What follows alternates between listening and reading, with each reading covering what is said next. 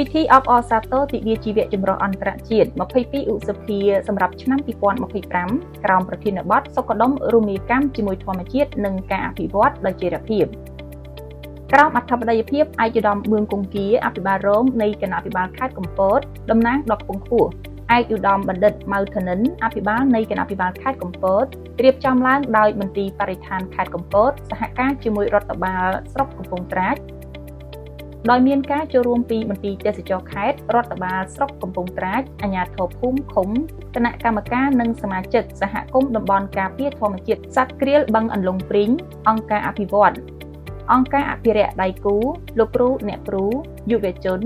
និងសិស្សានុសិស្សសរុបចំនួន300នាក់នៅបរិវេណសាលាបឋមសិក្សានិងអនុវិទ្យាល័យថ្មបើកស្ថិតក្នុងភូមិអន្លង់ព្រីង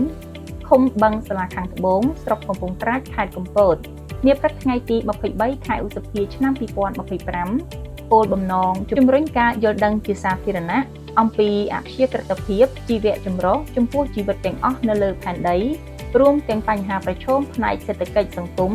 ជំរុញការរៀបចំឲ្យបានលឿននៃយុទ្ធសាស្ត្រនិងផែនការសកម្មភាពជាតិស្ដីពីជីវៈចម្រុះស្របតាមគោលដៅនៃក្របខ័ណ្ឌការងារជីវៈចម្រុះសកល4មីងម៉ុងរេអាល់និងបញ្ជូនទៅក្នុងយុទ្ធសាស្ត្រអភិវឌ្ឍប្រកបដោយចីរភាពនិងពង្រឹងកិច្ចសហប្រតិបត្តិការរវាងបណ្ដាស្ថាប័នអង្គការដៃគូជាតិអន្តរជាតិនិងអ្នកពាក់ព័ន្ធសម្ដៅលើការលើកកម្ពស់ការគ្រប់គ្រងនិងការអភិរក្សជីវៈចម្រុះនៅកម្ពុជាឲ្យកាន់តែមានប្រសិទ្ធភាពព្រមទាំងបង្ហាញពីសារៈសំខាន់នៃការចូលរួមអនុវត្តនៅគ្រប់កម្រិតស្របតាមក្របខ័ណ្ឌកិច្ចសហប្រតិបត្តិការអភិវឌ្ឍប្រកបដោយចីរភាពរបស់អង្គការសហប្រជាជាតិនៅក្នុងឱកាសនេះលោកអេងប៉ូឡូប្រធានមន្ទីរបរិស្ថានខេត្តកំពតបានថ្លែងអំណរគុណចំពោះមន្ទីរជំនាញពាក់ព័ន្ធអាជ្ញាធរមូលដ្ឋានគ្រប់លំដាប់ថ្នាក់លោកគ្រូអ្នកគ្រូយុវជនសិស្សានុសិស្សដែលតែងតែចូលរួមលើការងារបរិស្ថានទាំងការងារកិច្ចគាំពារបរិស្ថានការការពារធនធានធម្មជាតិការអភិរក្សជីវៈចម្រុះយ៉ាងសស្រាក់សស្រាំជាពិសេសចូលរួមទៅលើភាពស្អាតភាពបៃតងនិងចីរភាពមិនតែប៉ុណ្ណោះអង្គការអភិរក្ស WWT ចល័យកម្ពុជាបាននឹងកំពុងគាំទ្របច្ចេកទេសនិងថវិកាក្នុងការអភិរក្សនិងលើកស្ទួយជីវភាពសហគមន៍ក្នុងតំបន់ឯកឧត្តមមឿងគង្គាអភិបាលរងនៃគណៈអភិបាលខេត្តកំពតបានកោតសរសើរនិងលើកទឹកចិត្តដល់មន្ទីរបរិស្ថានខេត្តកំពតក៏ដូចជាអាជ្ញាធរក្មួយយុវជនសិស្សានុសិស្សលោកគ្រូអ្នកគ្រូប្រជាសហគមន៍មូលដ្ឋានដែលចូលរួមយ៉ាងពេញលេញក្នុងកិច្ចការពារនិងគាំពារបរិស្ថាន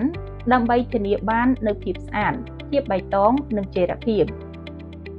នាពេលនោះដែរឯកឧត្តមអធិបតីផ្ដល់ឱកាសជាកិត្តិយសជាមួយសហគមន៍មូលដ្ឋានអាជ្ញាធរស្រុកឃុំមន្ទីរជំនាញនិងអង្គការអភិរក្សដៃគូ BirdLife Cambodia និង WWT ដាំដើមឈើសរុបចំនួន170កូនក្នុងនោះមានប្រភេទក្រញូងធ្នង់បេងក្ងោកនិងត្នោតនៅក្បែរតំបន់ការពារទេសភាពបឹងអន្លង់ព្រីង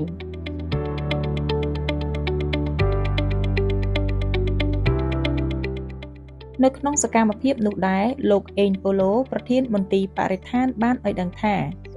បាទសម្រាប់កិច្ចការងារនេះមន្ទីរបរិស្ថានបាននៅថ្ងៃនេះមានការរៀបចំធ្វើទិវាជីវៈចម្រុះអន្តរជាតិ22ឧសភាហើយនៅសម្រាប់ឆ្នាំ2025នេះគឺយើងបានជ្រើសរើសទីតាំងនៅតំបន់ការពារទេសភាពអន្លង់ព្រីងដែលស្ថិតនៅក្នុងស្រុកកំពង់ត្រាចនេះដើម្បីប្រពៃពិធីនេះហើយអ្វីដែលសំខាន់នោះគឺយើងចង់ឲ្យប្រជាពលរដ្ឋបានមានការយល់ដឹងបន្ថែមទៅលើកិច្ចការងារជីវៈចម្រុះនេះហើយដែលជាកិច្ចការងារមួយដើម្បីបង្ហាញអំពីពាក់ព័ន្ធទៅនឹងជីវិតរបស់ទាំងសត្វទាំងមនុស្សនៅលើភពផែនដីយើងនេះហើយក៏ជាកិច្ចការងារមួយជំរុញឲ្យលើកទឹកចិត្តឬក៏កិច្ចសហការជាមួយនឹងស្ថាប័នឬក៏អង្គការពាក់ព័ន្ធដើម្បីធ្វើយ៉ាងណាឲ្យកិច្ចការងារអភិរក្សនេះ